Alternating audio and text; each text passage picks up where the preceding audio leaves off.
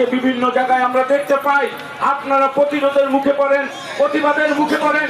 শুধু একটা কথা বলতে চাই, এই বাংলাদেশের সকল সচেতন মানুষ জানে শুধু আপনাদের মুখের কারণে আপনারা আজকে বিভিন্ন জায়গায় বাংলাদেশের অভিভাবকের আসনে যেভাবে জনাব তারেক রহমান মানুষের ভোটে নির্বাচিত বসেছেন, ইনশাআল্লাহ তার এই পরিশ্রমের মধ্য দিয়ে, তার এই উন্নয়নের কর্মকাণ্ডের মধ্য দিয়ে ইনশাআল্লাহ জনাব তারেক রহমান বাংলাদেশের মানুষের হৃদয়ে দেশনেত্রী বেগম খালেদা জিয়ার মধ্যে জায়গা করে নেবে ইনশাআল্লাহ।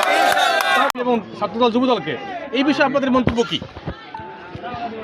আমরা মনে করি আজকে এনসিপির নেতারা বিভিন্ন জায়গায় আমরা দেখছি হামলার শিকার হচ্ছে।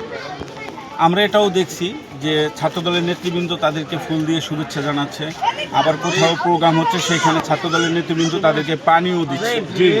আসলে তাদের উপর যে কারা হামলা চালাচ্ছে সেটা কিন্তু আমরা কোনো ছাত্রদলের নেতা কর্মী যে তাদের উপর হামলা চালাচ্ছে এরকম কোনো প্রমাণ আমরা পাইনি। আমরা তাদের প্রতি অনুরোধ রাখতে চাই তারা যেন ঘোলা পানিতে মাছ শিকার করার চেষ্টা না করে, তারা যেন জনাব তারেক রহমানকে অপবাদ না দেয়।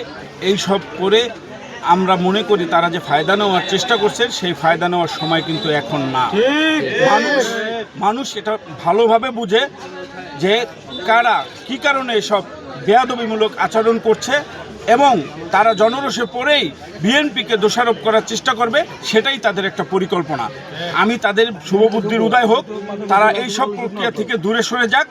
আগামীর যে বাংলাদেশ সেই বাংলাদেশের যে উন্নয়ন অগ্রযাত্রা তার সাথে তারা শরিক থাকুক, বাংলাদেশকে এগিয়ে নিয়ে যাক। জনাব তারেক রহমান যেভাবে সকলকে সাথে নিয়ে এই বাংলাদেশকে গড়তে চায় সেই স্বপ্নের সাথে তারাও ঐক্যবদ্ধ থাকুক, এটাই আমরা আশা করি। ধন্যবাদ সবাইকে।